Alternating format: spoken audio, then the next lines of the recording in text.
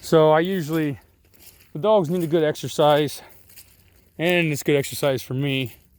I don't always chop a whole lot of wood in the winter time.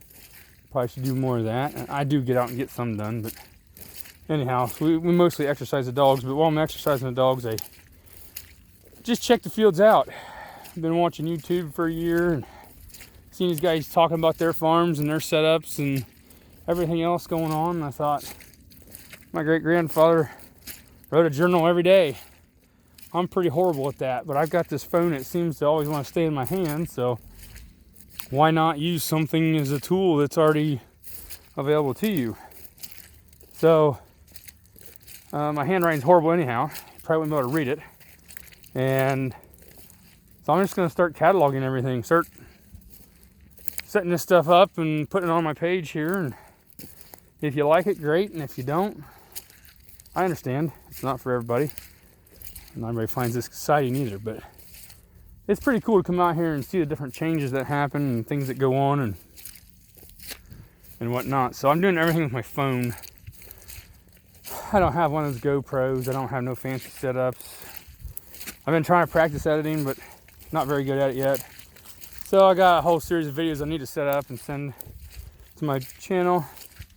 But I haven't got there yet. So I might just send them unedited because I'd like to get them cataloged and get them out there so that I got it off my mind. And this year we'll try working on more editing and come up with something more. So a little smell of radishes from the rotting of the radishes, decay, but not very bad. I seen some fields around the area that had quite a few radishes, and drive by them fields, and right now you can really smell it because it's so warm. But as I walk through this field, middle of January, the ground is not froze. If it is froze, it's not very deep, and so it's pretty soft on top. Now, I can tell you that there used to be a time when you could just see the water kind of sit on top of the ground, and then it would be a little more packed down and a little harder to walk on. And there's still spots like that in the fields, but for the most part, there's a lot of squish and give compared to what used to be. So I gotta keep the dogs in line if I can. But that's kind of everything. I got one more field out here by the road, as we call it, out by the road here, because it goes up to the road. Part of it's going to be alfalfa.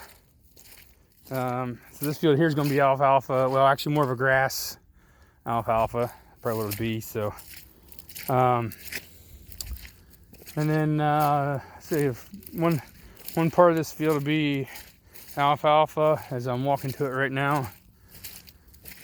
And the other part, I really don't know what I'm going to do yet. I'm assuming it's going to be beans, but honestly, I've done some fields have had beans for 3 years in a row. I don't like to do that.